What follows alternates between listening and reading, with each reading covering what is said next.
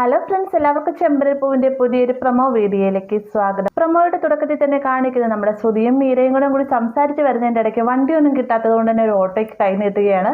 Auto ഓടിച്ചു വരുന്ന നമ്മുടെ സച്ചിയാണ്. സച്ചിയെ യാദൃശികമായി തന്നെ ഓട്ടോ ഓടിച്ചു വരുന്ന കാണുമ്പോഴത്തേക്കും ശ്രുതി ഒന്ന് ഞെട്ടുന്നുണ്ട്. അതിനുശേഷം മീര മുഖാന്തരം സച്ചി എന്തുകൊണ്ടാണ് വണ്ടി ഓടിക്കുന്നതിന് കണ്ടുപിടിക്കാനായിട്ട് ശ്രുതി ശ്രമിക്കുന്നുണ്ടെങ്കിലും അതിനെല്ലാം തക്ക മറുപടി തന്നെ നമ്മുടെ സച്ചി കൊടുക്കുന്നുണ്ട്. പിന്നീട് നമ്മുടെ മീരയെയും ശ്രുതിയെയും പറഞ്ഞ സ്റ്റോപ്പിൽ ഇറക്കി വിടുകയാണ്. ഈ ഒരു സമയത്ത് മീരയും ശ്രുതിയും തന്നെ പണമൊന്നും കൊടുക്കാതെ പോകുന്ന സമയത്ത് പൗഡർ എടുത്ത് ഓട്ടത്തിന്റെ പൈസ ഒന്നും കിട്ടിയില്ല എന്ന് പറയുന്ന സമയത്ത് തിരികെ വന്നിട്ട് മീര ചോദിക്കുന്നുണ്ട്, ഇത് നിന്റെ ചേട്ടന്റെ ഭാര്യയില്ല, ചേട്ടന്റെ ഭാര്യയോട് അങ്ങനെ പണം ചോദിക്കാമോ എന്ന് ചോദിക്കുമ്പോഴത്തേക്കും ചേട്ടന്റെ ഭാര്യയൊക്കെ വീട്ടിൽ, ഇതിപ്പോൾ നിങ്ങൾ എൻ്റെ കസ്റ്റമറാണ്, കസ്റ്റമർ എന്തായാലും പണം തന്നേ മതിയാവൂ എന്ന് പറയാൻ കേട്ടോ.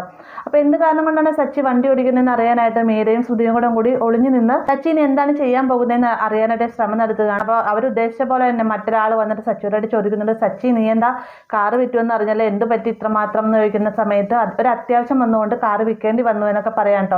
ഇതെല്ലാം മറിഞ്ഞു നിന്നുകൊണ്ട് തന്നെ ശ്രുതിയും മീരയും കേൾക്കുകയാണ്. ശ്രുതി ഇത് കേട്ട പാടെ തന്നെ വീട്ടിലേക്ക് എന്നതിന് ശേഷം ചന്ദ്രയോടായിട്ട് പറയുന്നുണ്ട്. ചന്ദ്രയാണെങ്കിൽ വേഗം തന്നെ രവിയോടായിട്ട് വന്ന് ഒച്ചപ്പാടും ബഹളമൊക്കെ ഉണ്ടാക്കുന്നുണ്ട് കേട്ടോ.